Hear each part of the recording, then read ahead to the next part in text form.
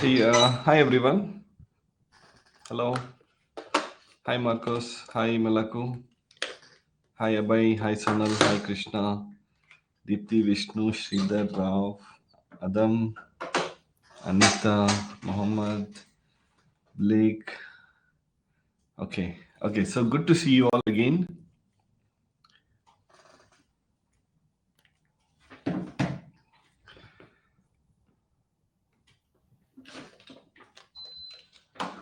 Okay. So um, let's just wait a couple of minutes. So I'll just start in 2 minutes. So if you have any questions, you can ask me. I saw there was a lot of chats in the Telegram group, but yesterday was a very hectic day for me, so I didn't really get a chance to look at everything. So I have a question here. I'm asking you the same question again, but finding primary key and foreign key for a set of tables in a database. I just got a position where work on MS SQL, but they did not maintain mapping document. Okay. Hey, so okay, so even this one, right? I completely forgot to check this. So you need to know. So let's do one thing, okay? Uh, I think all of these questions, right, you can pretty easily find in Google. So what I'm just going to do is let me just Google it right now. So I generally start after the first 5 minutes so that everyone can join. So I'll just use these 2 minutes to find this particular question, okay? So you're using MS SQL, right? So data dictionary tables in MS SQL. Okay, so set of database used to store information. So if you just Google data dictionary, what are the data dictionary tables in MS SQL? I think you should get the list of tables. Uh, okay, so I'm just going to share my screen. I think I have not shared, right? I'll just show you what I'm seeing. So you guys can see my screen, right? Okay, so I just searched for data dictionary tables in MS SQL and I see I'm getting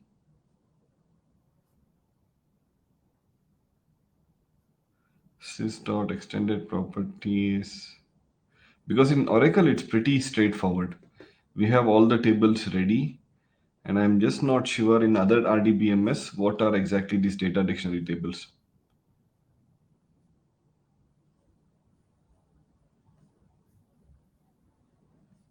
I think there is something else.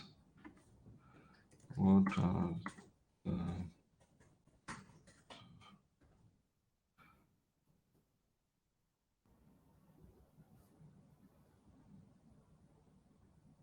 I think we need to spend some time to find this. Okay, so I'll try to do this today. Okay. Yesterday I was like I had too many things to do yesterday, and in my office and in some personal stuff. That is why I did not even look at the Telegram group properly. So I'll try to do this today. Okay. Uh, this is from Sridhar, right? And you need for MS SQL. So let me try to find it for maybe other RDBMS as well. Uh, okay, so I no longer get the notification emails for this class. Okay, so does everyone get notification about each session? Because I'm not aware of this actually, if you get notification or not. Okay, so I'm getting every day. So, okay, it looks like some people are getting it every day and some people are not. I'm not really sure about this. I'll do one thing. Let me check with Sorush, and I'll ask him what's actually the the basically the concept, right? I'm not sure if they have such feature that every day they send a reminder, or maybe you need to do some setting in Lighthall so that you have enabled notifications or not. So let me check with Solution. I'll get back to you on this. Okay. Anything related to Lighthall platform, right? You can ask the question directly with Sorush. Sorush is a co-founder of Lighthall, so he's the best person who can take your inputs and implement anything, right? So there is Sorush and Sailesh. They both are part of my Discord, and I think they are part of my Telegram as well. So if you directly want to talk anything about the platform, you can directly interact with them. Okay. Okay, so I'll close this. And today I have Okay, so I'm going to tell you what I'm going to be covering for today, right? Uh, so let me open the document first.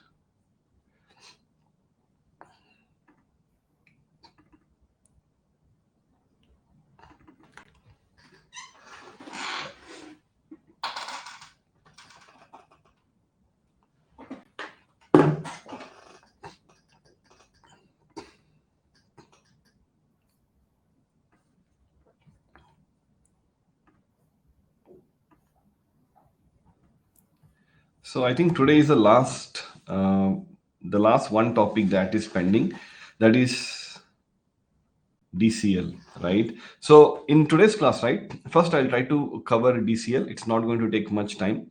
And then let's get into the most important thing, that is DQL. And in today's class, I will be covering basic SQL queries. Okay. So we'll start with writing basic SQL queries. I'm going to first give you all the information that you need to know about basic SQL queries. Then we'll try to solve some SQL queries. Uh, so that's the plan for today. I think time is up and let's start. Okay. So I hope you guys can see my screen. Just let me know if you're able to see my screen. Okay. And I see Nirmal has given a suggestion that you need to enable your calendar or something. So I think maybe there is some setting that you need to do so that you get notification. Okay. From light on. Okay. So let's start. First of all, I just want to ask, in DCL, we have two different commands, right? And do you remember what these two commands are actually meant to do in the most simplest of terms? What does these two DCL commands do? We have only two, that is grant and revoke. So does anyone remember what actually does a DCL command do? Anyone? Grant and revoke access. Okay, so it's everything to do with permissions, right? If you want to give access to someone or you want to remove the access from someone, then that is where we use these two commands. Okay, now I'm going to explain this in with an example. Okay, so let's say in our case, right? Generally, whenever we are working on a project, we'll generally have our own team, right? And generally, when we say our own team, we will have access to everything. So all our databases, all the tables in the database, all the different objects that we have created in the database, we would generally have access to because we are part of the project. But sometimes what happens is you might be working on a project and you might have to showcase some of the reports or some results, or just show some insights to some third party person who may not be part of your project but who may be closely monitoring your project. It might be a vendor, okay, some third party company who is maybe doing some monitoring, or maybe they have some interest in your project, or it might be some product teams from a different project. Okay, they may be part of your own team but from some other products or something like that, right?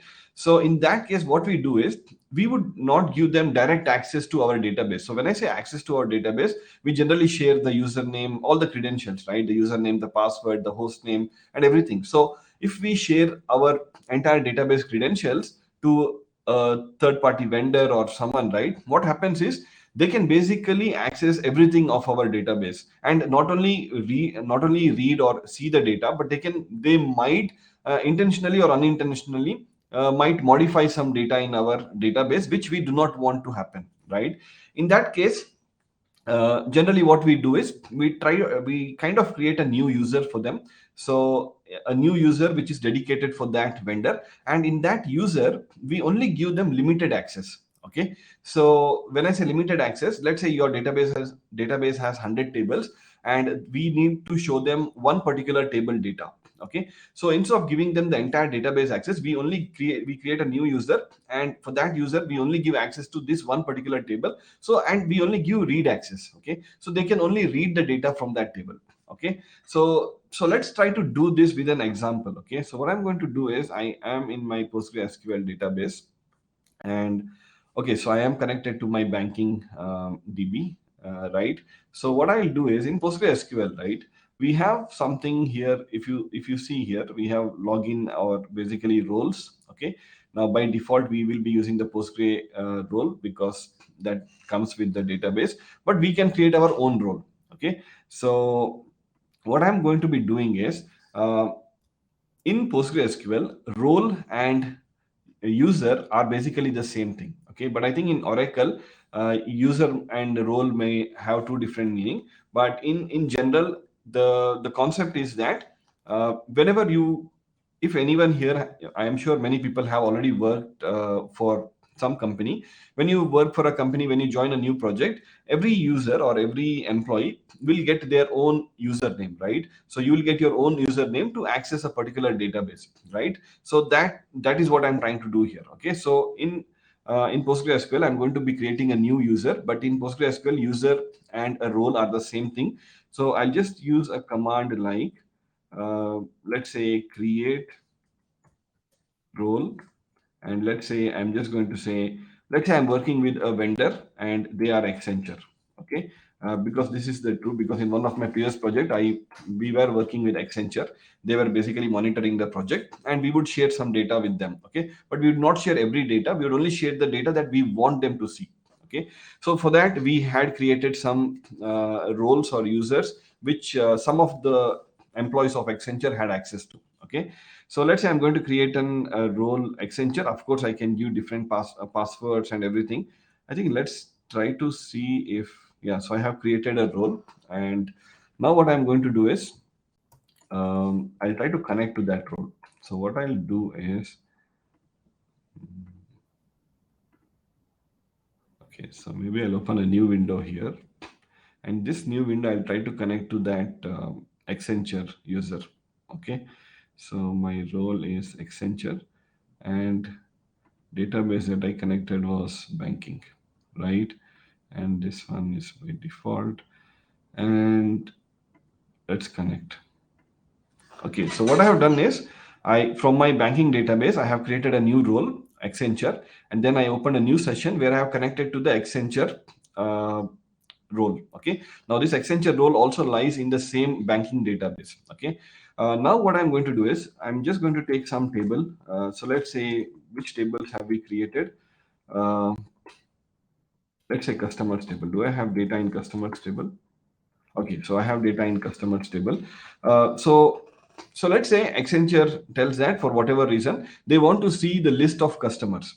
Okay, now if I give them access to this entire table, you they will be able to see what is a customer ID name. That is fine. I think that is not confidential. But then sharing the customer phone number, their address, all these might be confidential information that we should not be sharing with third party. In that case, what I'm going to do here is I'm going to create a view.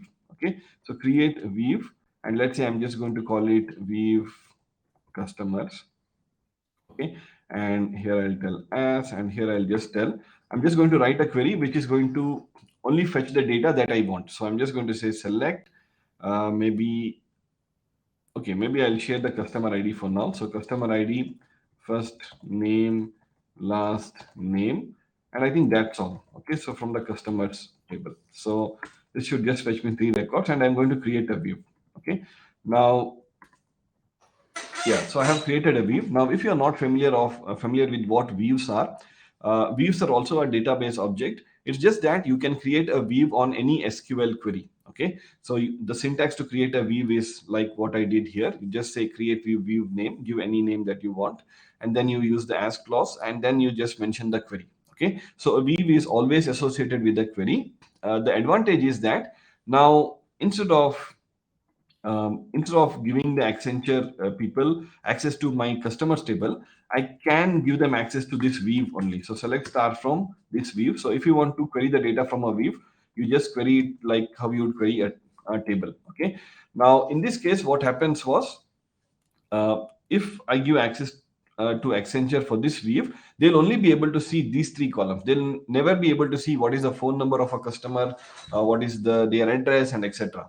Right? And then now, so I have created this view, and you can see that. But if I go to this Accenture user that I created, and if I query this same view, you can see that I'm getting permission denied for the view this one. So currently, by default, this user will not have access to any of the objects that I have in my actual banking database. Okay, I have to manually give them permission. So in order to give them permission, I can run the grant command. So I can just tell grant select on this view to Accenture.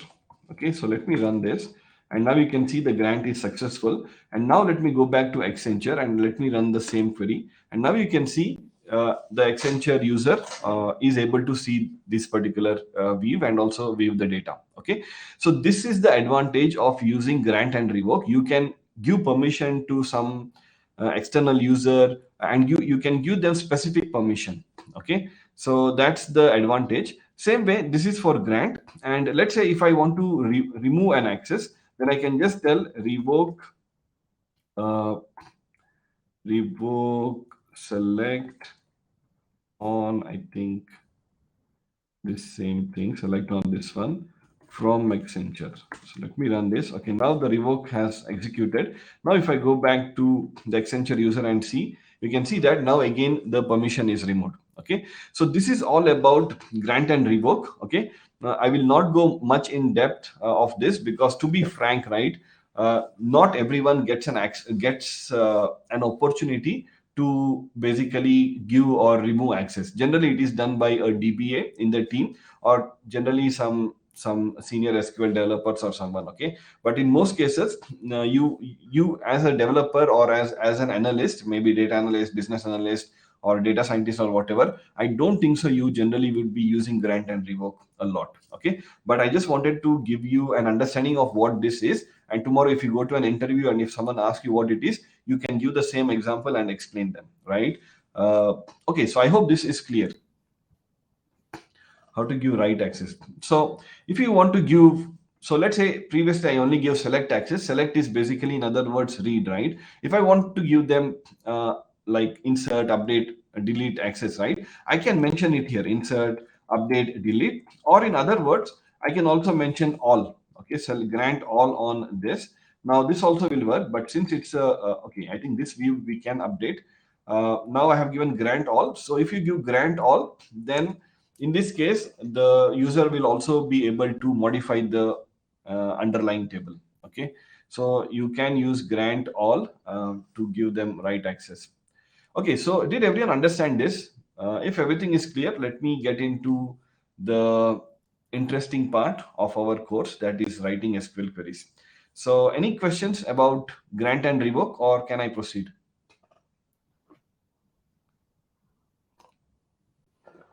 Okay, I see 4 questions.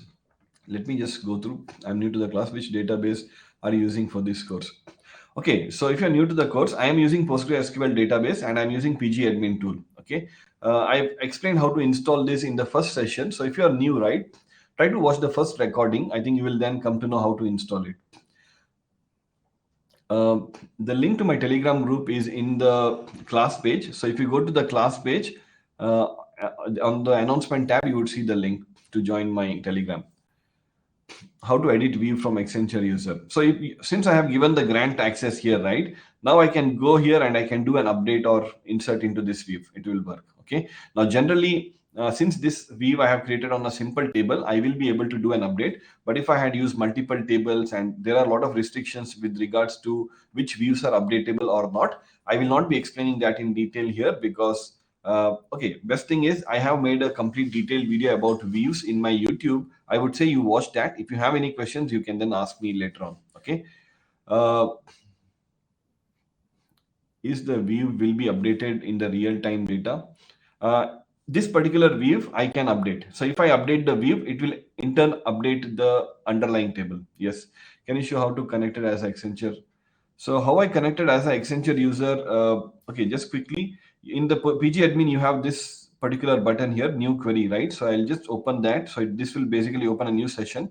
Then you go here, you see this particular section here, and here you have this new connection, right? Just click on new connection, and then the server remains the same. Database, change it to whatever database you are working. The user remains the same, and the role, you just change it to the role that you have created, Accenture, and then just click save. This will open, this will connect to the Accenture user. Okay, that's all. So let me close this and let me close this. And what I'm going to do now is, I think, okay, so let me copy this and put it into my notes. Where is my notes?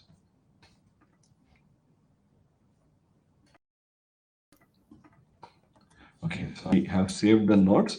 Now let's come to the next part of our course. Okay, so regarding ER diagram, I think someone asked even yesterday. So this is, I think someone helped me to find it from the class itself. So just right click on any database that you want to create the ER diagram, right click on this, and here you have this generate ERD. Just click on generate ERD, and I think this will automatically create the ER diagram for you. So pretty simple. I think this is only available from the latest version of PG because previously I had some older version of PG which I think did not have this feature if I'm not wrong. Okay, so that's how easy it is. Okay, now I'm not going to be looking at other questions. I will look at the questions a little later. So the last question that I answered was from Sandeep for regarding ER diagram. So let me get back to the other concepts. Okay, Harsh, I think for more details on the weaves, right? Because I did not include weaves to be part of this course. Uh, you can watch my YouTube video. If you have questions, you can ask me, because in that video, right, I basically covered each and everything about a weave. So you can definitely check that. Okay, so Tim, are you using Windows or Mac? Maybe the versions differ between. Okay, so I think maybe the versions differ between different operating system. That may be the case. Okay, so let me close this. Now let's come to the next section. Okay, so first of all, I want to show something because I think there are still a lot of questions people asking. Which topic are you covering today? Which topic are you covering tomorrow? And I understand this question is because some people are already aware of the basics. They only are interested in the intermediate and complex SQL queries or concepts. But many people here are still wanting to learn everything from the scratch, right? And I had promised this course is going to be from scratch.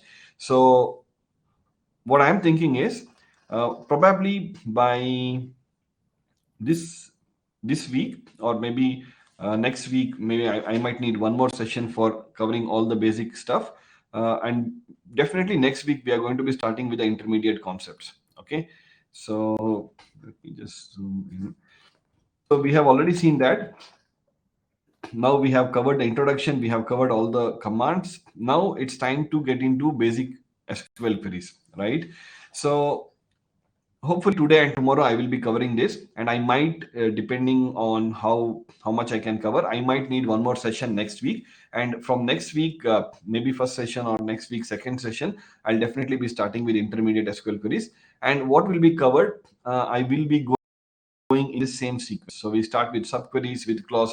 So I'm just going to be following the same sequence. So if you look at the whatever this concepts that I have created, right, and you will find this attachment in the Lighthall class page, also in my Telegram group. So just go through this, you'll come to know. Okay, but just to tell you, next week we are starting intermediate concepts. Today, tomorrow, we will be covering the basic SQL concepts. Okay. Now I want to start the basic SQL concepts by showing you this particular page. Okay, so I hope you can see this. Okay, now the most important thing about SQL is we have, of course, seen all these different commands. Okay, so I think I closed that. We have seen all the different commands, and those different commands that we have seen, DDL, DML, DQL, DCL, TCL, everything is very important because you need to know how data is stored in a database, how to basically create new data, how to modify data. All that is very important, right? But once you have done all that, then the most important thing is, if you are an analyst especially, or even if you are a developer or a data scientist or whatever, most of the time you will be spending in retrieving data from the database, right? You'll go to the database, you'll retrieve some data, or you might have to build some reports where you might have to use multiple tables, or you might be analyzing some data where you will need to look at multiple table data and then write some queries to fetch the data that you actually need to understand a particular something like that, right? In order to do all of this, you need to write SQL queries, right? So when I say SQL queries, it is basically the select queries, right?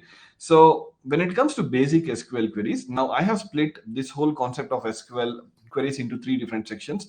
So you have basic SQL queries, you have intermediate SQL queries, and you have complex SQL queries. The difference is that there are certain concepts that are slightly difficult to understand, and there are certain concepts which are pretty simple and which are pretty basic. So without understanding the basics, you cannot proceed to the intermediate, and without understanding the intermediate, you cannot proceed to the complex concepts. Okay, so let's try to understand all the basic concepts now.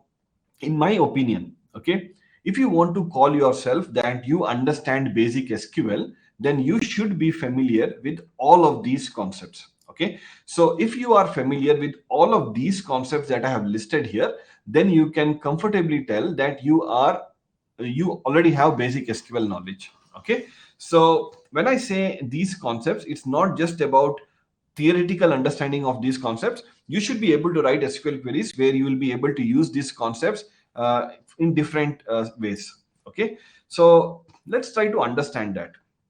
Okay, so what I'm going to do is, first of all, I'm going to explain you what each of these concepts are. Then I have come up with a data set. Okay, uh, and we'll try to use that data set in order to maybe write different types of queries. So I have some set of queries that we need to write, which will basically be covering all of these concepts. Okay, so let's try to do that now. Before even I can start this, right, I just want to show you the data set. So I have this, and maybe I'll open a new session here, and I'll just show you the data set that I have created.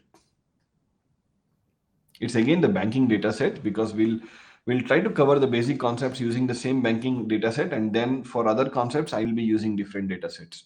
Okay, now where is my data set? Just a minute.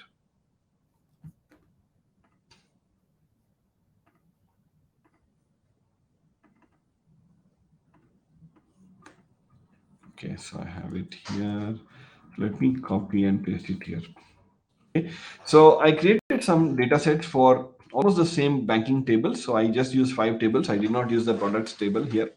And then I have created meaningful constraints and inserted some records and everything. Okay. So I have all of this. Some of these tables are having 100 records. Some are having a little less. Uh, and I have tried to build meaningful relationships. Okay. Now, the first thing I want to tell is there is a website called mokaru.com. How many of you have heard of this website? Does anyone know about this website, Mokaru?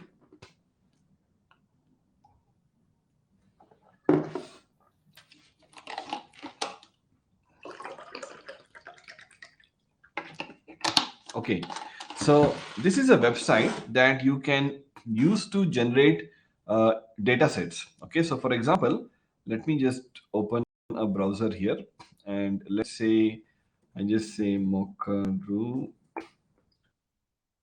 What was that?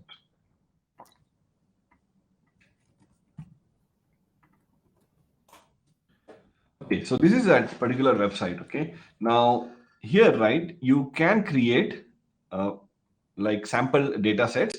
So I think up to 1,000 records, it is free. But I think if you want to generate more than 1,000 records, then I think you need to purchase a subscription. Okay, so you can basically choose what columns your table will have, whatever you want, you can choose, and then you can choose what particular data types that table that column should have, and there are a lot of other filterings that you can add, and then you can generate the file, either a CSV file, or you can generate an SQL file. So when there is SQL file, it means it's going to generate a script like what I show here. Okay, so this insert scripts, right, I just generated it from here. So I just chose SQL, I gave a table name, I said also include the create table script, and then I executed it. Okay, so if you want to create your own data sets, try to use this website. I'm going to share this link a little later in the class. Okay, so cannot hear you. Uh, okay, okay. I think if anyone is not able to hear me, just try to restart the browser. Do you want this data set right now? So let's do one thing. Okay, if anyone is, I hope you are in my Telegram group. So I'm just going to quickly share this in my Telegram group. Okay, so this is the Telegram group, and I'm just going to share that data set. So I'll just go here, data sets. Okay, so I have the remaining data sets. I'll share a little later. First, I'm just going to share data set just for PostgreSQL. Okay, so I'll just attach that. I'll not send it. Okay, so I have just attached the data set in the Telegram group. If anyone wants to follow along with whatever I'm doing to the class, right, you can just use this. So I'll close this. And this same data set will work in all the other RDBMS. There may be few changes in, I think Boolean doesn't work in all the data sets and everything. So I have created separate files for separate databases. I'm going to share everything at the end of the class. Okay. So let's come back to this. So you can use Mokaro to create your own data set. And I have all these tables. So first of all, let me try to drop and recreate all these tables. Okay. So let me drop and recreate. I think some of these tables are having some dependency on other tables. Cascade as, okay, because I created a view, right? So what I need to do is first I need to drop that view. So drop view customers. Let me drop this, and now let me drop the customers. Okay, so I have dropped all the table. Now I'm just going to select everything and I'll just run it. So it's all fine, and you can ignore this warning because auto commit is on. So since auto commit is on, I cannot do a commit here. Okay, now I have created all these tables, so I'm just going to remove this and I'll just remove this. And now let's look at the data. Okay, so I have the branch table. You can see I have three different records here. Then I have the customers table, which I have, I think, 20 different customers. Then I have accounts table, I think 50 accounts. There is a transactions table.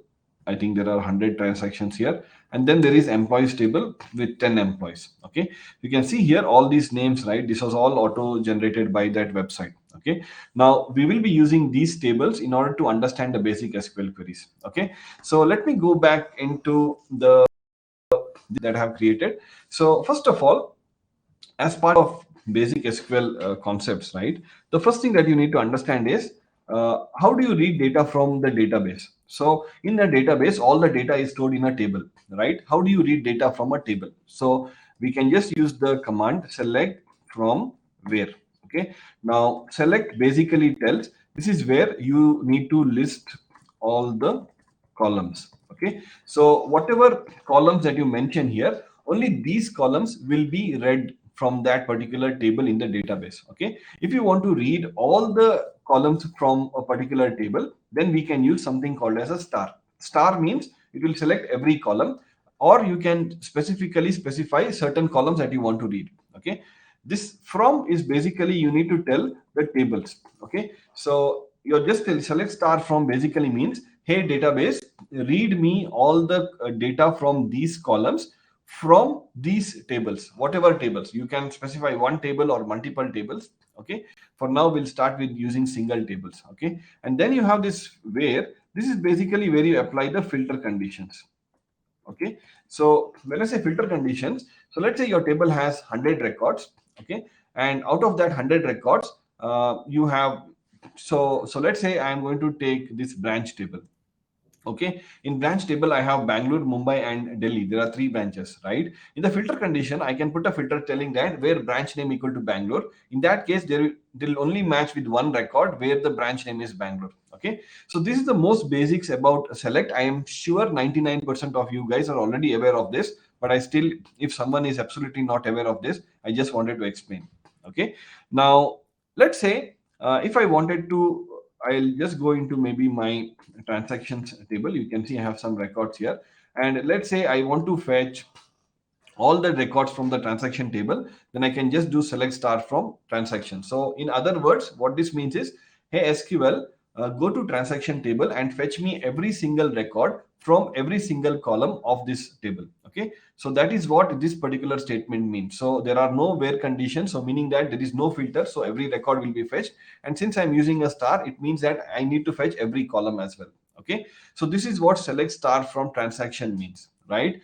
But there are, of course, we can do so many modifications to this particular query. So let's say I have, if I look properly, I have, there are certain wire transfer transactions, there are certain card transfer transactions, and then there are certain net banking transactions. So there are different types of transactions that are available here. Okay, so let's say I only wanted to fetch the transaction ID, the transaction date, account number and the amount from these transactions for all the net banking transactions. Okay, so let's say write a query to fetch the transaction ID, the transaction, and let's say transaction date and amount for net banking transactions only. Okay, so let's say you had this kind of a requirement. Okay, write a query to fetch that id, date, amount for only the net banking transactions. How can I do that is, I can just always, when I'm writing a query, if you are getting started with SQL, it's always a good practice to just write select from where. Just keep this ready, keep this query ready, and then see what are the columns that you need to fetch.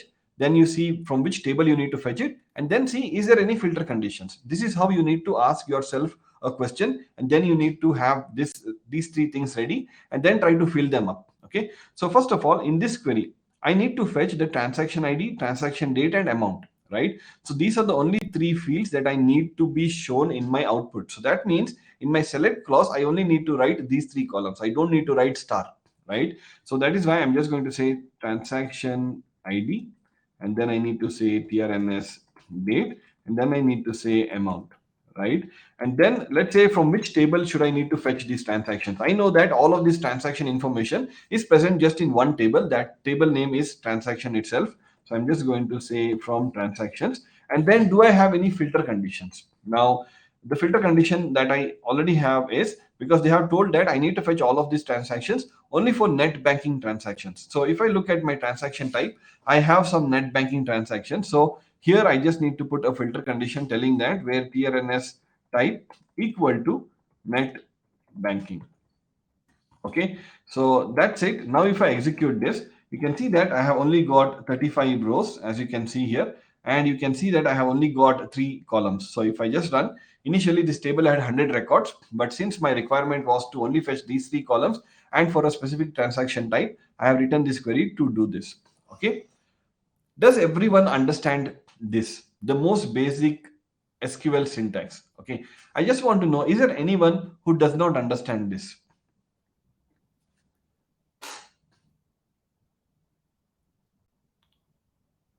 Can we able to see the data? Can we able to see the data set before querying the data from RDBMS? I did not understand what that means. Is there any difference between mentioning star and mentioning all the columns in the select clause in terms of performance? Okay, so good question from Harsh. Is there any difference in mentioning all the columns and or mentioning a star? To be frank, there is no difference. Okay, because when you do a star in within the database, it's actually going and selecting all the columns. So performance wise, there is no difference. But as part of performance, it's always, if you are having a table with a lot of columns and you are not really requiring all the columns, then it's always better to not use star. It's always better to mention the column name. Okay, video is hanging. I'm not sure, maybe the internet is slow or something. We cannot use multiple where. Okay, so I cannot have a query where I again write another where telling that let's say where something else. So maybe I will tell where amount greater than 100. Okay, so if I try to run this, it's going to throw me an error because I cannot have two wheres in a single SQL query. You can only have one select from and one select, one from, and one where. But of course, a query can have multiple subqueries, and each subquery can have its own select. So I will come to subqueries hopefully next week. Okay, now for now, let's remove this. Only one where is allowed. Okay, yes, we can use and. I will come to that. Okay, so I hope there is no one who is not clear about this, right? Because this is the most basic thing. Okay, so now let's look at all the other things. Okay, so you have understood these three things. First, I'll try to explain all of these things separately, and then we'll try to write the queries. Okay, so can you tell me what is a table alias and what is a column alias? Does anyone know what it is?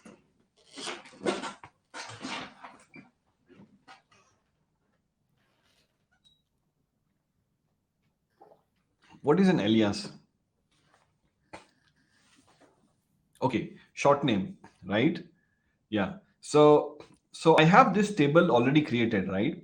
Now I can create alias for these tables. Now why? First of all, let me show you to how to create a alias. So what I can just do is I just after the table name just leave a space and then give a short name. So I can just tell T. Okay. Generally, whatever alias you give, they are supposed to be meaningful. They should kind of represent what your actual table is. Okay. So a more meaningful name would be trns or something like that. But for now, just to keep it absolutely short, I am just going to call it t. Okay. And then what happens is, once I have given an alias, then I can refer to all the columns from that particular table just by using this alias. Okay. So I can just tell t dot the column name, or I can tell t dot this column name here and t dot this one. Okay. And here also I can do this. It's not mandatory that every column you need to refer with alias, but you can do that. Now if I run, again I'm getting the same output. Now this is what an alias that I have given, right, for a table. Similarly, you can give an alias for a column as well. So for example, instead of so let's say you don't want to showcase this like amount, but you want to showcase this like something else. So I can just tell as, and I can just tell, let's say, trns amount. Okay, and now if I run this, you can see that this column name now is shown as trns underscore amount. Okay, now for column, I think we can use this as keyword, but for table alias, I think you cannot use this as keyword. It's going to throw an error. It's working fine. Okay, so I think maybe some RDBMS does not allow this as keyword here, but maybe here it works. But I also remember in PostgreSQL older version was not allowing it. Okay, maybe this version allows, but this as keyword is optional. Even here it is optional, so I don't have to give it. Just leave a space and then just mention it. It is going to work fine. Okay, now this is what an alias is. Now the question is, why do you need an alias, right? Uh, it can happen that sometimes you might be working with a table which might have, let's say, 30 characters. Okay, this table is having like what, how much, I think around 10 or 12 characters, so you can still write it. But let's say you have a table, something like this: transaction uh, from production. So let's say something like this. Okay, production environment. Okay, so let's say I am not going to be creating a table with this much name, but for example, let's say you have a table with this many characters, and let's say you're writing a very big query where you will be where you are joining multiple tables, and there are other tables also who are basically sharing the same column name. Okay, in that case, when multiple tables are sharing the same column name, you will need to specify the table name dot the column name, so that SQL understands that each column you're referring from which table. In that case, if I have this big table name and if I don't have an alias, everywhere where I'm referencing the column from this table, I will need to use such a big table name. Okay, to avoid that, we create a short name, or we call that like an alias. Okay, so that is the whole purpose of having table alias. And for column alias, it's mainly because sometimes the column name might not be very meaningful, and if you want to print the column name, more meaningful column name, in that case you can give an alias. Okay, so this is what an alias is. Very simple, nothing too complex. Now let's look at certain operators that we have. Okay, so we have several different types of operators, but these are the three most common operators that you will be using almost every single day if you're working on SQL. Okay, so let's try to understand that. So one of the question here they asked was, can we use two wheres, right? And we cannot use two wheres in a query, but we can use logical operators. So we have, there are few other type of logical operators as well. Some of the other logical operators I'll try to cover in the intermediate section, but these are the most basic logical operators. So we have and, or, like, not like, between, in, and not in. Okay, so let's say I have my transactions table here, and you can see that I have all of these transactions. Now I have a requirement, so the same query. So let's say I'm just going to name it like maybe one. Okay, and now let me go here, and let's say someone changed the requirement. They told that write a query to fetch the transaction ID, transaction date, amount for net banking transactions only, and fetch only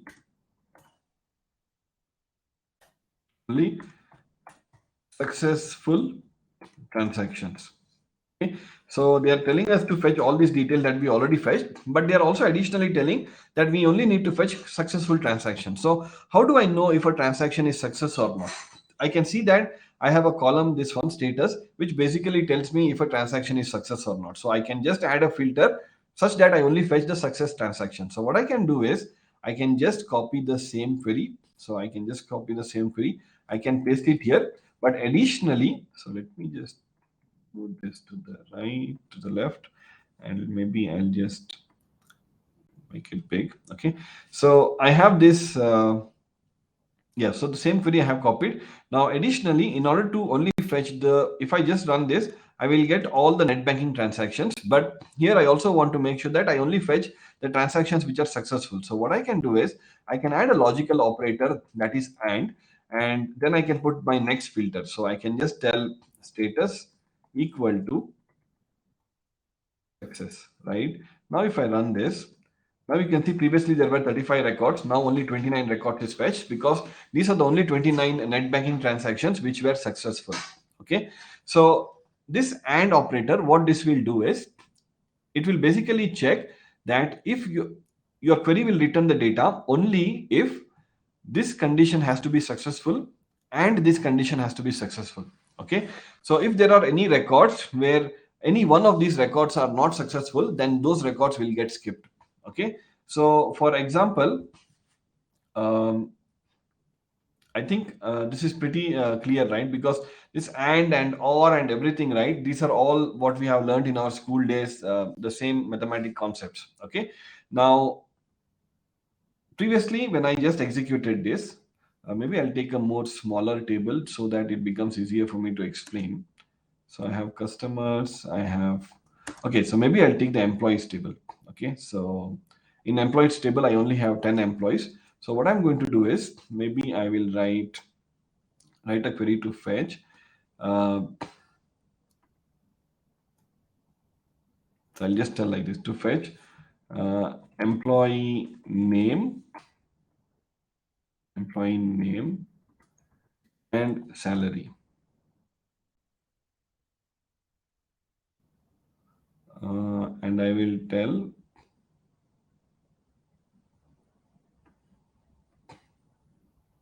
okay, whose salary is greater than, let's say, 50,000 and who belong to BR1. Okay, so I'm just modified this query like this. I have some set of queries that I have already written, but just for explaining, I will use this. Okay, now can anyone tell me how do I write this query? Can anyone just write this query very quickly? So you need to write a query to fetch employee name and salary, whose salary is greater than 5,000 and who belong to BR1. Okay. So if anyone can write this query, just write it. I'll try to write the query here. Okay. So I'm just going to say select, since I only need to fetch the name, first name and last name, and then I need the salary. And I know that these details are coming from just one table, that is the employees table. And I need to have a filter condition because I need to only fetch where the salary is greater than 50,000 and they belong to BR1. So I can just tell where salary is greater than 50,000 and branch code is equal to BR1. Okay. Now, if I run this, okay, so I see Melaka and Krishna already gave, and Adam also has given the query. That's good. So let me run this now, and you can see that I'm getting 6 employees. So totally we had 10 employees, but there are only 6 employees who have salary greater than 50,000 and who belong to the BR1 branch. Okay, but now let's say instead of this and, if I put or, okay, now can you tell me? So what I'm going to do is I'm not going to rewrite the query. I'll just create another copy of that. And let's say instead of and, I'll write or. Now can you tell me how many records will I get? Anyone? So just so that you can analyze it, I am showing you all the data of this table. Can you tell me how many records will I get when I run this query? Just check. So I have BR1.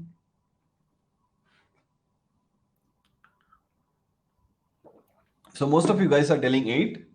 Ramya tells 10. Siva tells 9. Akhil tells 9.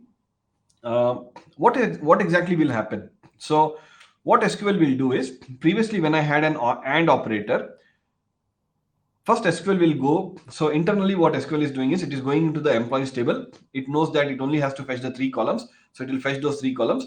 But it knows that it has to fetch only those records where the salary is greater than 50,000. So first of all, it's going to filter the records based on 50,000. So let's say it will get, I'm just explaining this AND operator here. So it will fetch these 7 records, right?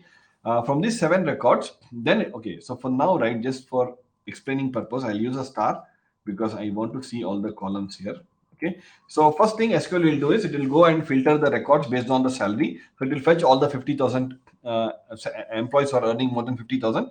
So it will get this many records, and then it will see that there is another filter condition for branch code, and it's telling for branch code equal to BR1. So out of these 7 records, it will see that there is this one record which belongs to a different branch. So it will ignore this branch and it will only fetch those records where the branch is BR1. So in other words, it will fetch only those records where both these conditions has to satisfy. So where the branch code is BR1 and the salary is 50,000 or more. So that is why when I execute this, it's going to return 6 records. Okay. Now similarly, when I come here, okay, so let me comment out these, and if I execute this, the first thing is it's going to look for all the employees whose salary is greater than 50,000, and it will get 7 records. Okay, and then what it has to do is it comes to know that there is another filter condition, but that filter condition is an OR, is using the OR operator. So meaning that uh, either you need to fetch all the records which will satisfy this condition, and also you need to fetch all the records which will satisfy this condition. So it's not like both the condition has to be satisfied for a particular record. Any one condition, if it is satisfied for a particular record, then that record will get fetched. Okay, so in other words, these 7 records will get fetched. Okay, and then, so let's say if I'm going to write another query, okay, here, and let's say instead of this branch salary, and maybe I will use a comment here. Okay, so I'll just comment out, or maybe I'll not use another query, I'll just comment out it here itself. So I will comment out this part.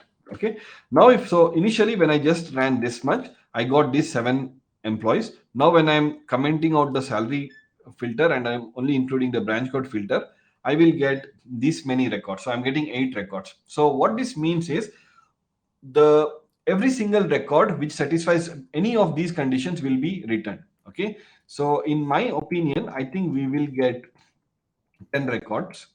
9. Okay, so only 9 records. So there is one record with BR2 is got missed. So let's try to see what is that record. So okay, so I think the other record with BR2 probably has a salary.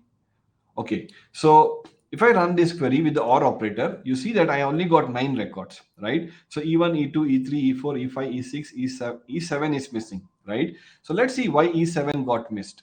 So if I go here, E7 is missed because its salary is less than 50,000 and it belongs to the branch BR2.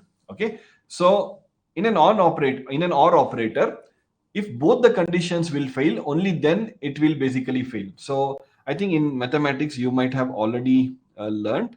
So it's like true and what happened? Okay, true and true is true, right? I think I have written this somewhere.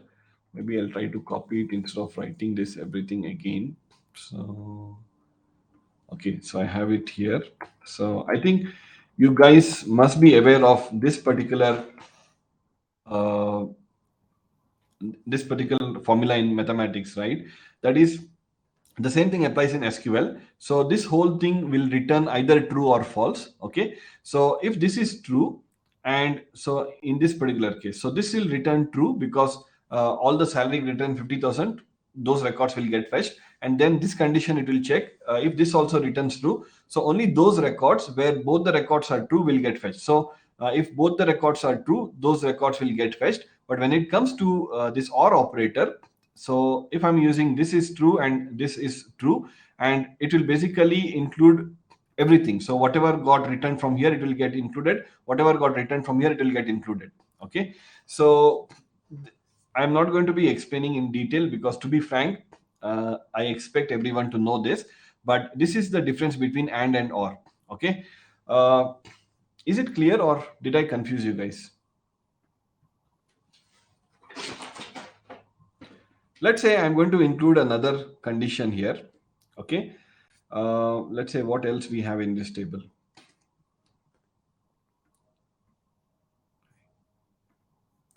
Okay, so So let's say what else I have in this table. So I have this, and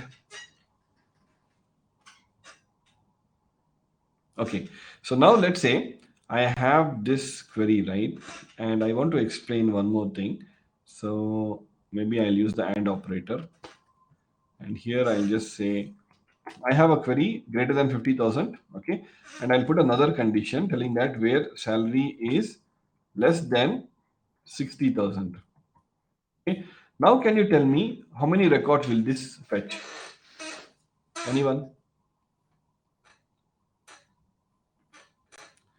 Just look at the data that I have here.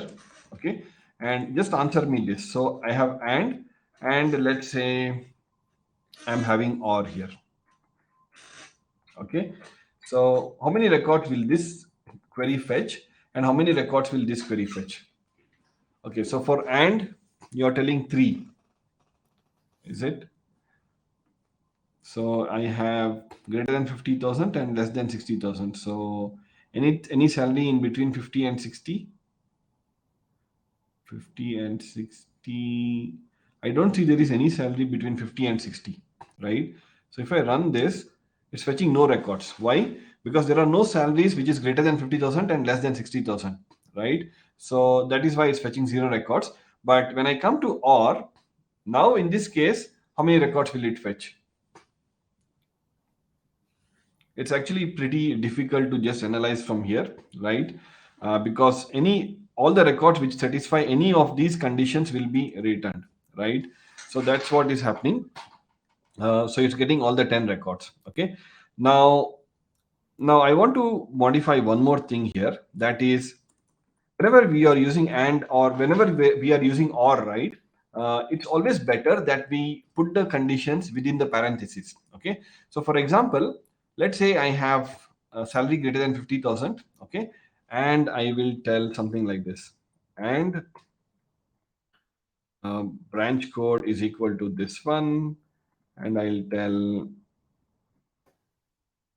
or salary is, maybe not for salary, maybe I will include some other conditions.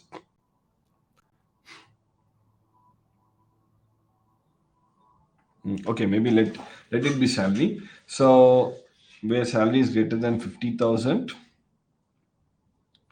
and okay, so let's say I have this. In this case, can you anyone tell me what happens? What does what does this query mean? Is this query similar to this query? So for example, if I had this, and let's say I did not put the bracket here, I removed this parenthesis. Okay, can you tell me if this query is same as this query? Okay, if it is different, can you tell me why is it different?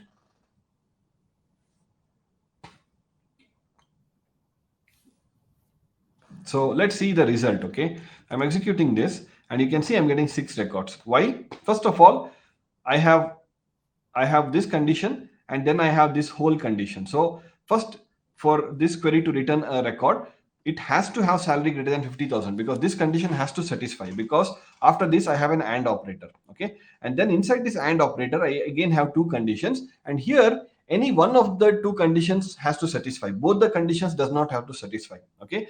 So either the branch code has to be BR1 or the salary has to be less than 60,000. So any record that is satisfies any of these conditions will get returned, and that is why it's returning me 6 records.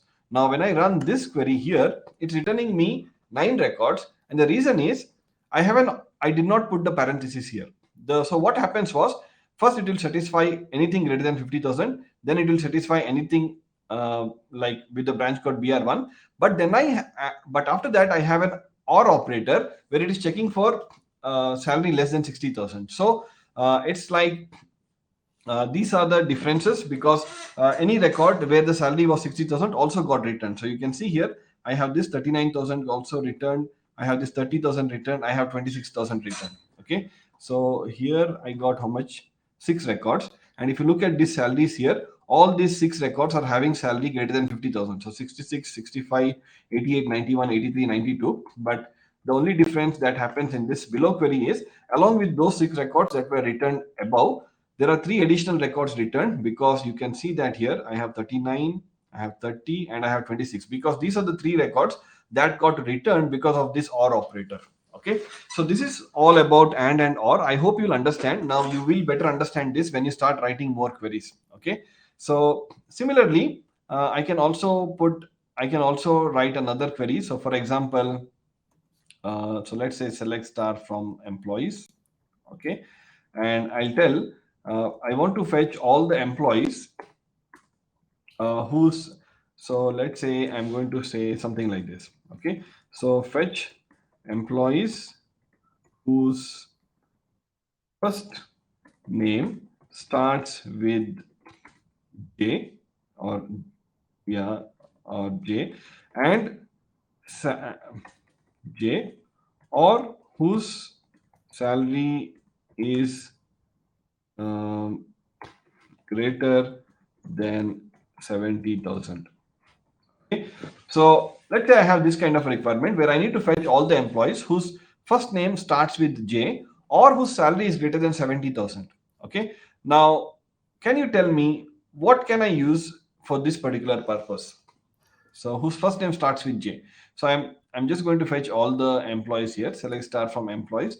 And my first condition here is where the first name starts with J. So how do I represent this? Starts with J. Okay. And my second condition is it's telling or, right? So I can just put or salary greater than 70,000. Okay. So Vishnu already tells, and I see some others also telling this starts with, right? Whenever we have this kind of requirement where you want to match a specific um, subtext or a specific character in your entire string, then we can use a wildcard character, that is percentage, by using this particular operator. Like, so what I can do is I can use a percentage. Now this percentage is basically called as a wildcard character, uh, and what this will mean is it will basically match any number of characters, okay, or no characters. So it will either match zero or more characters. So I'm telling my first name has to start with J, but after J it can have anything or nothing. Okay, so if I run this, or let's say if I only run the first line here, it's telling me that only there is one employee whose name is starting with J. Okay, so then if I run this entire query, because I also need to check if anyone is having salary greater than 50,000, 70,000, then I'm getting all the other four records as well. So this particular case here got returned because the first name starts with J, and the remaining four records got returned because they are having salary greater than 70,000. Okay. Now that is what an wildcard character is. But similarly, let's say uh, instead of like, okay, so I'm just going to copy this whole thing and put it here. Instead of like, if I put a not like here, so what not like will do is basically it's the reverse of like. So initially in my previous query, I was only trying to find the employees whose name starts with J.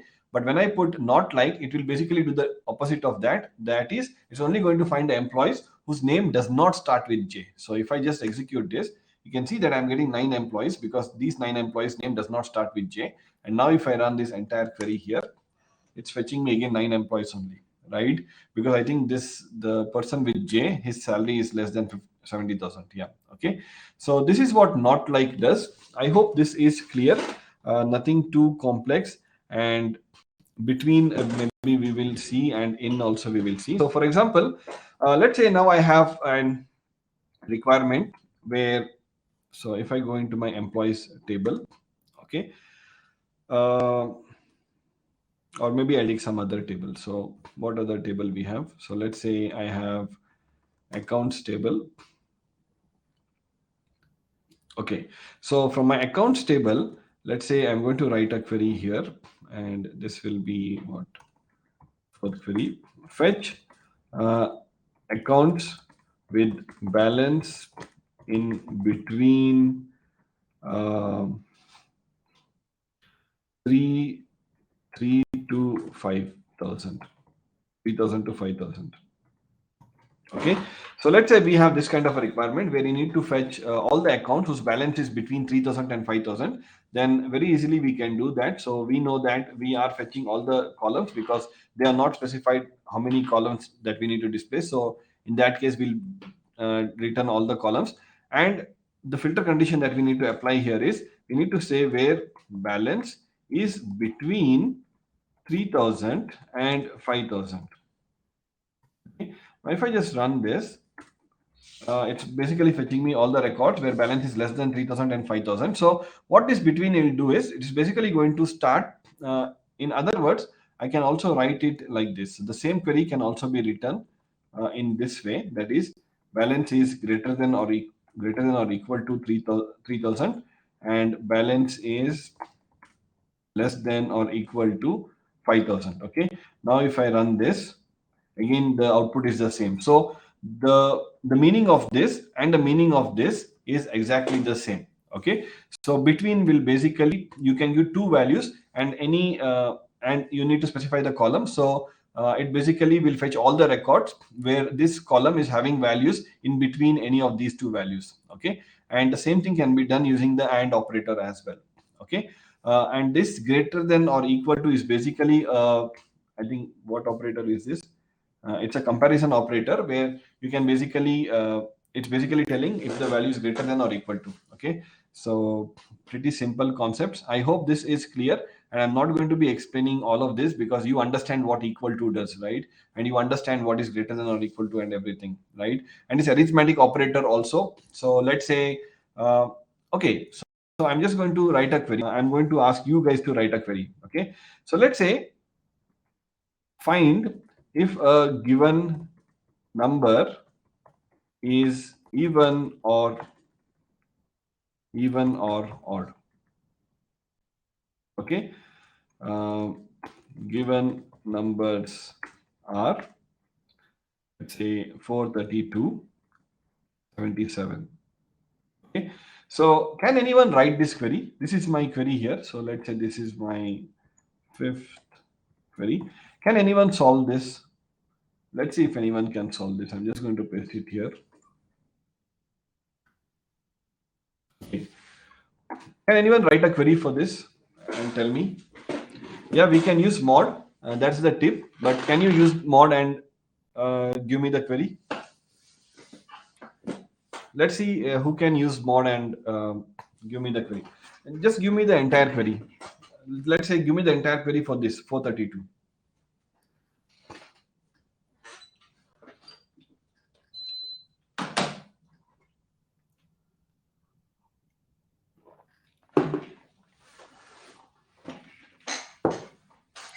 Select mod of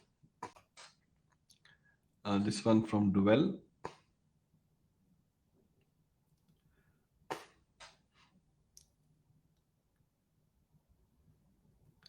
Okay, select number where I don't think so. Any of these queries that you have given here is going to actually tell me if the number is odd or even.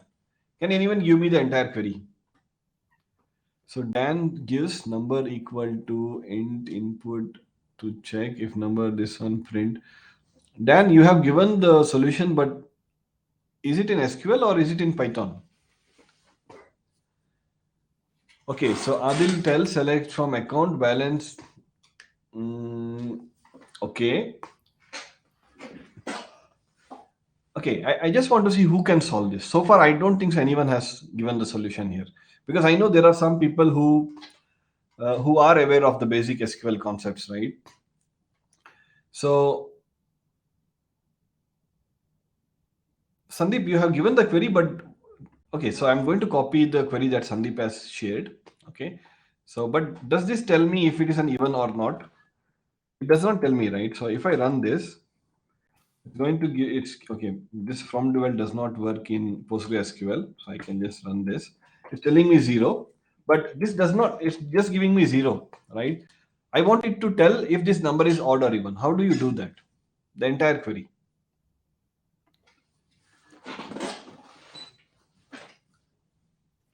Okay, so finally Uma gives the answer. She tells we can use a case statement, right? Okay, so now let me try to write it. You can use mod function, of course, but I will try not to use that. I will use the operator. What operator is that? The arithmetic operator. Okay, so what I can do, how I can write the query is, I know like what many of you said, Sandeep and others who said we can use mod to find odd or even. That is correct, but how do you display that, right? So I can just tell select the given number is, let's say, 432. If it is percentage 2, if it is double equal to, okay, so let me just print this. What you can see here is whenever I have any number, if I just do a percentage with 2, if it is an even number, it so this percentage is basically going to going to return me the reminder, right? So if it is an even number, so whenever I divide a number by 2, if it's an even number, it is always going to give me zero reminder, because every even number will divide by 2, right? But if it's an odd number, then it will always return me the reminder as 1. So if I pass 432, then it's going to return me 0, because there is no reminder. That means this is an even number. Okay, but let's say instead of 432, if I pass 77, then it's going to return me 1, because there is one reminder. Because 2 will divide by 77 how many times? I think 38. 2. Yeah, so that 76 divided by 2 is 38, and then there is one reminder. That is why this is an odd number. Okay, now how do I write a query to display that? So what I can just do is I can use something called as a case statement. So I can just tell case when, and here I can just tell 432 percentage 2, case when this one is double equal to, let's say, 1. Then I will tell this is odd number. Okay, else I can just tell even number. Okay, and I'll just give a name for this, like, let's say, as odd or even.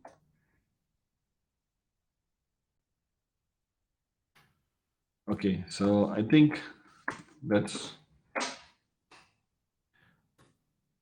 okay. So this one, I think this double equal to is a syntax in other programming language, but here it is just single equal to. So I'll just move this to the right.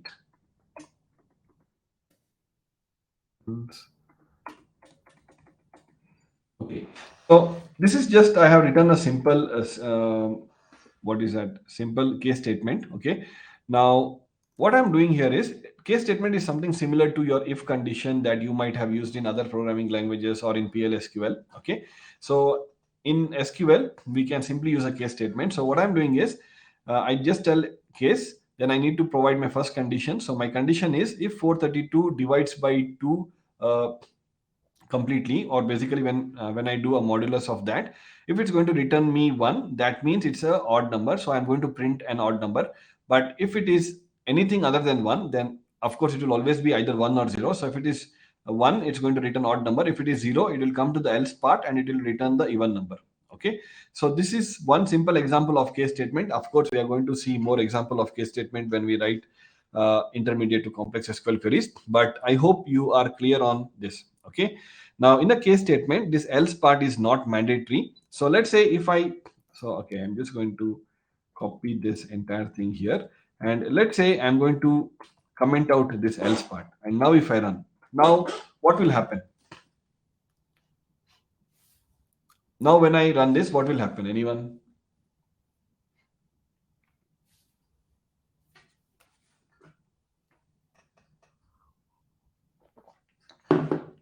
Null? Okay, null.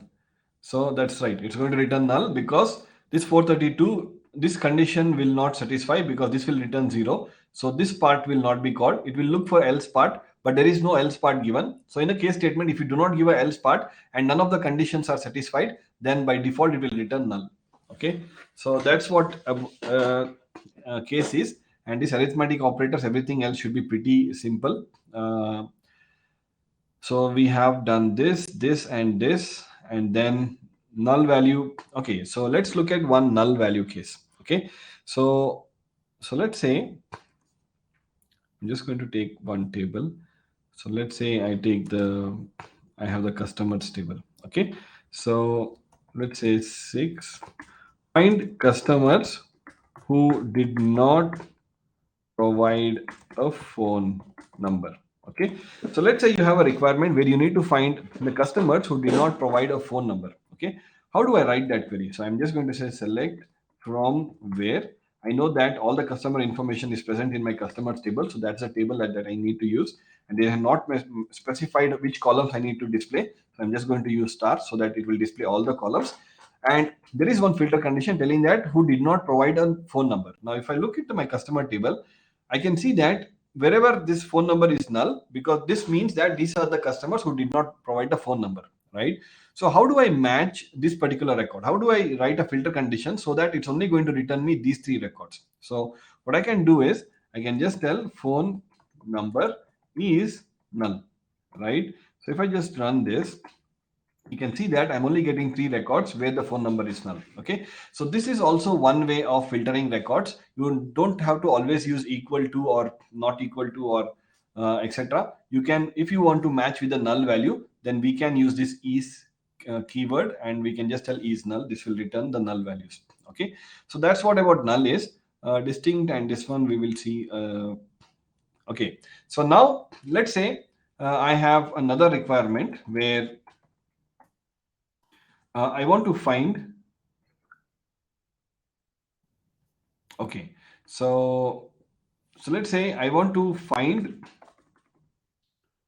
all the different type of transactions.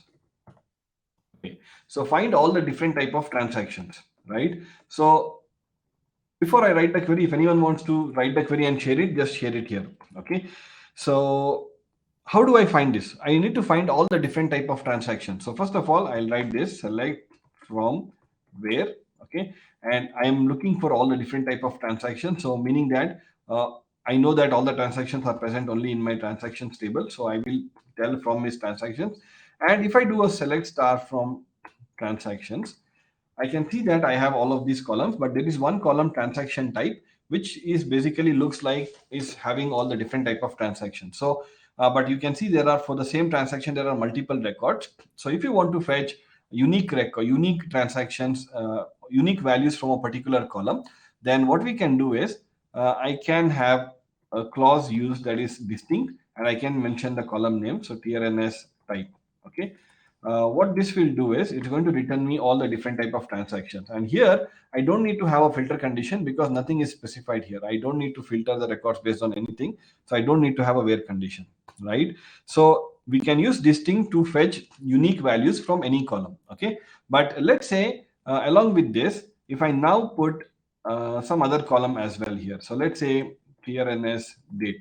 Okay, now what will happen? So if I execute this, now what is going to happen is it's going to fetch the distinct record for the combination of these two columns. So when you put a distinct in the beginning before your column names, this distinct is not only applicable for the first column, but it is actually applicable for every column. So it's going to return me the distinct use from every single column. Okay, considering every single column. So looks like the combination of transaction date and transaction type are always unique. So that is why it's returning all the records. Okay, so this is what distinct is. Now let's say I have another record here. So let's say I have customers, right? So I have a customers table, and we have, so whenever, so let's say if I run this, you can see I'm getting all the customer information. Now there will always be requirements where you will need to sort the data in a specific way. Okay, so in SQL, whenever you want to sort the data in a specific way, we can use a clause called as order by.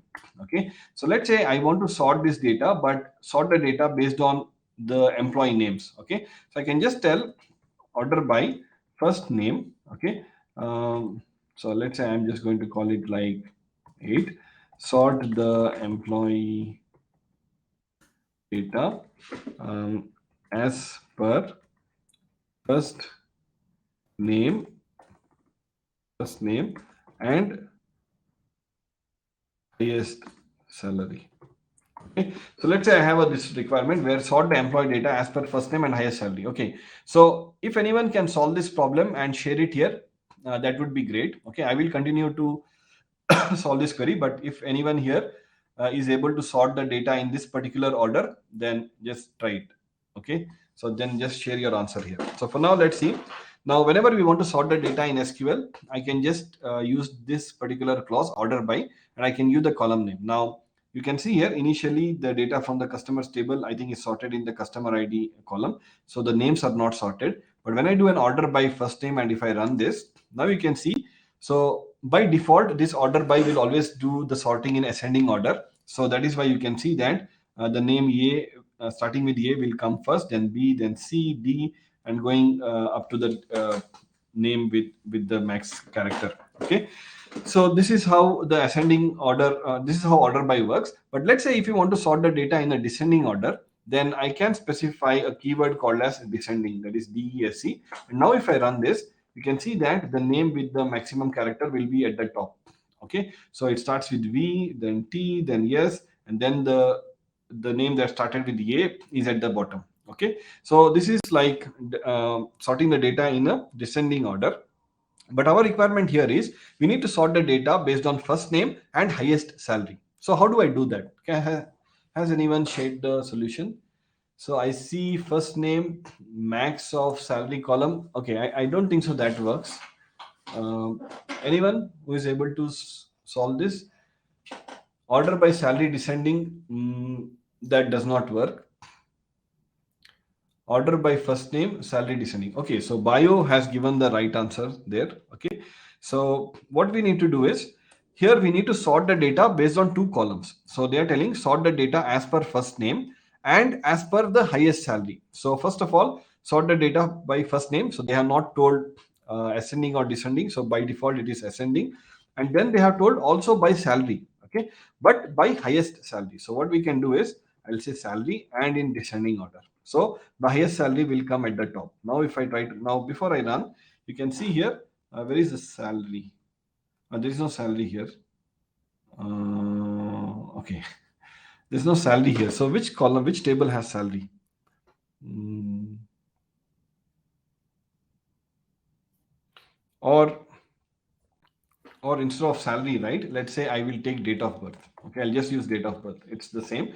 So I'll say date of birth here. Now it will sort the values based on the date. So uh, maximum date value should be at the top. Okay, but of course the first layer will be, first sorting will happen based on the first name.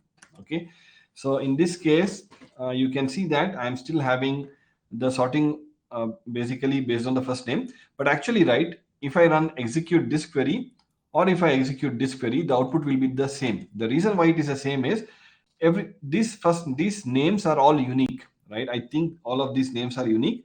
Hence, when you have sorting based on multiple columns, first SQL is going to sort the data based on the first column. Okay, once it has sorted the data based on this column, then if there are any records, if there are multiple records with the same this first name value, then those multiple records will get sorted by this second column. Okay, but in this case I do not have any names with any uh, records with the same first name twice, right? So let me try to find a table which would have that. So I have this one here. I think I don't have account. Okay, so I think here I have it. Okay, so let's consider the accounts table. Okay, so what I'm going to do is, I'm going to sort order by, let's say, account type, comma, balance in descending order. Now what this will do is, first it's going to sort the data based on account type. So I think loan, savings. So we only have loan and savings. So I think all the loans, currently you see we have certain loan records and savings record, then again loan records, then again savings record, and then at the end again loan record, right? Now once I run this, what will happen is, all the loan records will be at the top because L is smaller than S. So all the loan records is at the top. So 19 loan records. And then all the savings record is at the bottom, right? And then once it has done the sorting based on the account type, it will also going to do the sorting based on the balance. That is why you can see here, in all the loan accounts, the person who is having the highest balance is actually at the top. So 9814, 93, 96, and so on and so forth. So the least balance is 1371, that is pension here. Now let's say if I remove this descending order and if I run this, now you can see that it by default it will do ascending order. So the least balance is at the top. Okay, so this is what an order by clause does. I hope it is clear. Of course, we will be looking at more complex queries which will give you better understanding. I have last 5 minutes. I'll try to cover the remaining things. Okay. And then I will look at your questions. So we have seen this. Union we'll see later.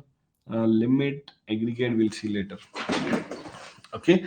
Um, so union maybe we'll see that later. And okay, now so let's say I want to fetch the first 5 records. First, I only want to fetch the first 5 transactions. Okay, so I can say fetch the first 10 transactions, or let's say first fetch the first 5 transactions. Okay, so what I can just do is I can just tell select star from transactions, and here I can put a keyword called as limit, and I can say limit of 5. Now if I had run this entire query select star from transaction, it's going to return me 100 records. But if I put a limit, it's only going to return me the first five records. Okay, now this if you want to fetch just limited records, then you can use limit. The only thing is this limit will only work in PostgreSQL and in MySQL, but when it comes to Microsoft SQL Server, so this is how it is in PostgreSQL and MySQL. Okay, but if you have to do the same thing in, let's say, Microsoft SQL Server, then we cannot use limit, but we have something called as top. Okay, so I can just use top 5 or whatever number you want to give, top 5, then you mention the column names, and then you provide your query. Okay, so this is how it is in MS SQL. Okay, but when it comes to Oracle, so in Oracle, it's going to be, there are two different ways. One, you can use the row number. So I can say row number less than or equal to 5. So this one will work in Oracle, but in, I think, from Oracle version 12 or 12c or something, there is another feature that is added, and that is we can say fetch next 5 records only. Okay, so this is also in Oracle. So whenever you want to fetch few records or fetch some records from the table, we can use limit. So limit works in PostgreSQL and MySQL. In Microsoft SQL Server, the exact same thing can be done using the top 5, but you need to mention it in the select clause. And in Oracle, we have two different ways of doing that. We have row number, or we have this particular fetch clause that we can use.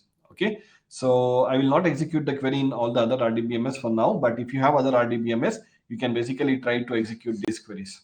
Okay, this is the only difference I see in other RDBMS. All the other concepts that I explained, they are the same for every other RDBMS. Okay, so that's about this limit.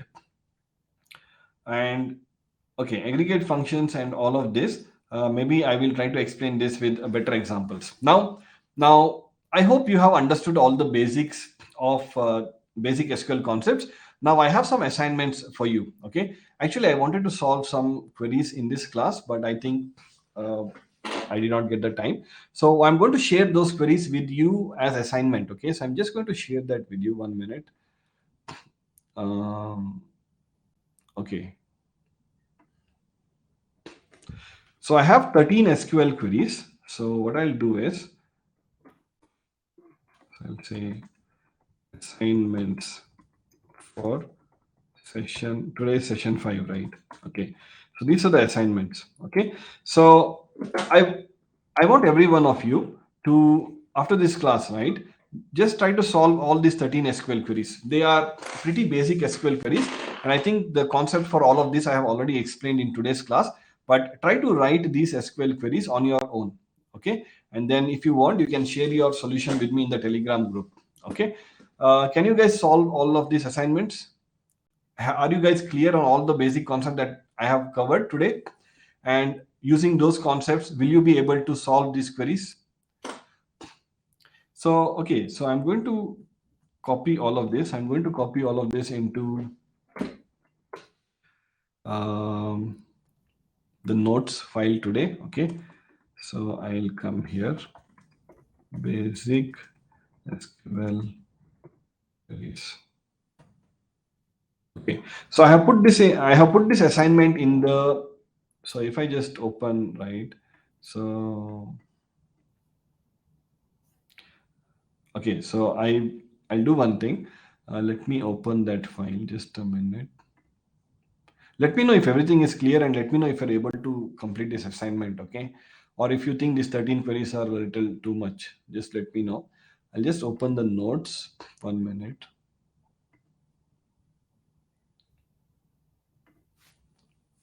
Okay.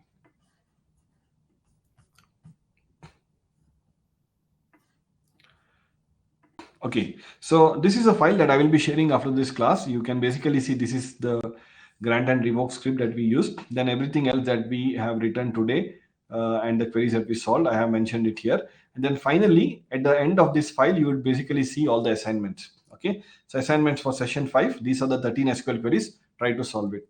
Okay, so that's all I have for today.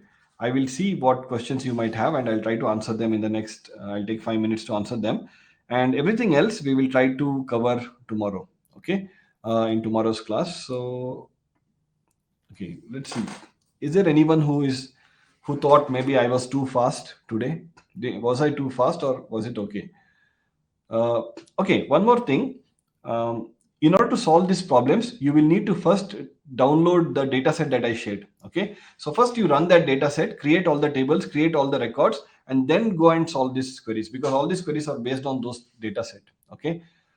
Okay, so everything is fine, perfect, not fine. Can you share this PDF? Yeah, I will be sharing this PDF as well. Everything that I do in my class, I will be sharing it. Every single query, every single data set, every single documents or anything. Okay, data set until yesterday is good.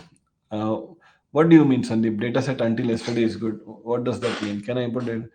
uh, so for I will be sharing 4 different data sets. Okay, so I mean for 4 different rdbms. So what I'll do is, just a minute, so let me show it to you here.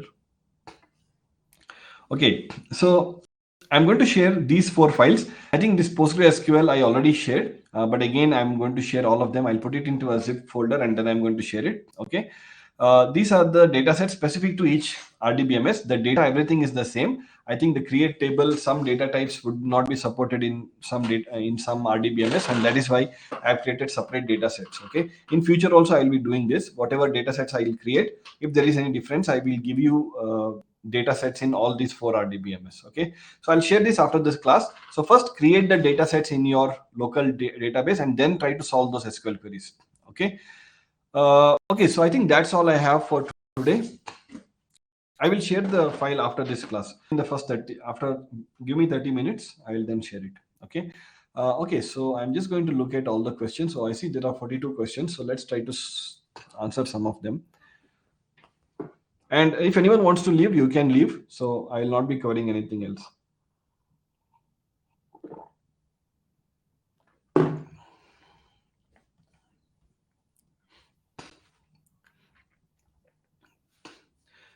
Okay, so I'll start from here. Can you show how you connected? I already showed that. Is the view will be updated in real time? Okay, I already answered that. How to edit view?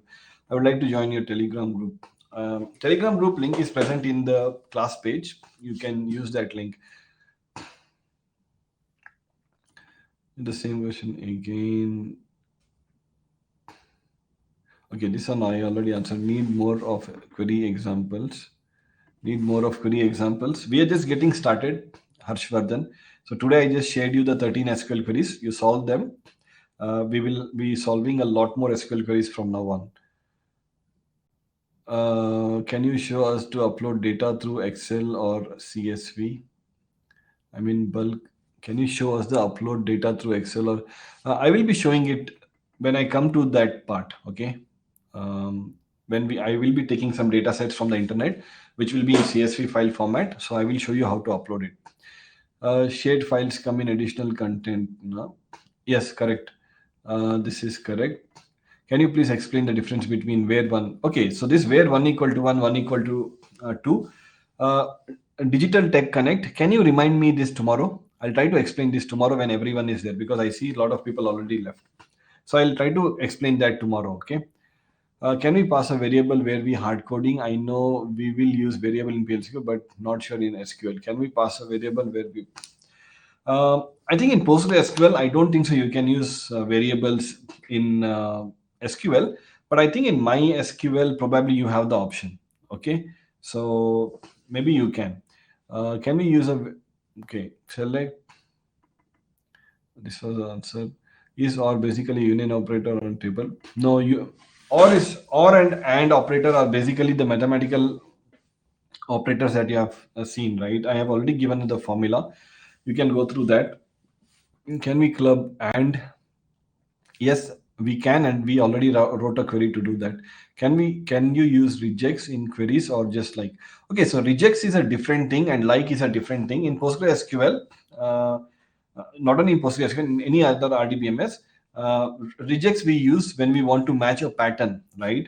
I'm actually planning to make a regular, video about this regex very soon. So probably I'll explain it there. But as part of this class, I will not be taking up regex. Okay, which operator has highest precedence? Example and or. It does not matter for this and or. There is no precedence. Whichever you use first, uh, it will be uh, it will be executed first. But when it comes to arithmetic operator, I think there is a precedence, and I think you can find it in Google. I think the star and this divide is higher precedence than plus and minus, if I'm not wrong. Okay, maybe you can find the precedence thing in Google. I will not be explaining that here. Can you share a link to learn about looking for more ways to use like regex and different syntax? Okay, so Rahul asks a good question. If you want to, I would recommend certain websites for you to learn. Okay, now for anything related to syntax in SQL. Okay, so I would say, what is that called? W3 schools. W3 schools. It has all the other programming languages. We'll only choose SQL. Where is SQL? Okay. So you can just go to W3 School. This is a fantastic website. Here you would basically find all the different syntax for everything. I think all or at least most of this I would be covering in my class. But if you want a particular syntax, you can go here. So for all these wildcard characters or I don't know anything, if you want to learn the syntax of SQL, then I highly recommend W3 Schools. It's a fantastic website. Can you also give us assignment based? Okay, I already gave the assignment. Can you please explain nested case cause complex? Okay, nested cases we will come when we are looking at some intermediate concepts. Okay. Can we all columns separately? Can we use desk? Okay, so Pawan asked, can we use descending for all columns separately? And the answer is yes, you can use. Okay. Can we also find prime numbers? We'll need to write a query maybe to do that. How do you? I think I'm sure you can do that. If you, okay, I will need to write a query, but maybe not now. In, not in. Okay, can we display two highest salary only? How can we display the two highest salary only? Okay, so Carlos, this particular question, right? We can do that by order by, but there will be a problem. The better way of doing that would be maybe by using window functions, and I will be solving a problem which will be similar to this using window functions when I come to that. Okay, Carlos, maybe not now. How to get last row? Now, okay, so good question by Akil. Let me try to show it maybe here. So I'll just put it. Let's say find the, or let's say fetch the last. Let's say fetch the last transaction. Okay, so I can just tell select star from transactions, right? And it will fetch me all the 100 transactions. I only want to fetch the last transaction, that is the last record, right? So what I can do is first I can just tell order by transaction ID. Okay, and in the descending order, so I can execute. So the transaction with the highest transaction ID will be at the top, and then I can just put a limit of 1, and this is one way of fetching the last record. Okay, so you can do this. Please explain about offset. Offset, maybe not now. If you really want to learn about offset, I will try to cover. But offset, I don't think so is supported in all the RDBMS. In Oracle, I think it is supported. But maybe I will try to cover it tomorrow. If I just remind me if I forget. Okay, Anbarasan. Okay. So regarding offset, and then also remind me in Telegram group. Okay. So if I forget. Does limit 5 without order by fetches some 5 random records? It does not fetch random records, Nandini. It will fetch the first 5 records. So limit top or row number, whatever, right? It fetches the first 5 records, which will be returned from your query. How can I get the last 5 records? So Raimundo, I already shown you the query here for fetching the last record. If you want to fetch the last 5 record, just put 5, and this is what it will, you can fetch last 5 records. Can we choose the bottom 2? What do you mean by can you choose the bottom 2? I did not get it. Can we use star in distinct? Yes, you can use star in distinct. It will basically do a distinct of all the columns. Okay, so data set from Mockery, or will you share? I already shared. Can we use distinct star from table? Yes, you can do that. Data set until yesterday is good for solving these queries. No, Sandeep, I have shared the new data set. Try to use the new data set that I have given. Okay, please tell me where these data sets come.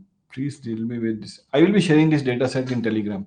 How can we get the middle 5 records? Okay, good question, but I think a better way of doing this is maybe we will be using window functions. Okay, so using window functions, if there is a very simple way of doing this.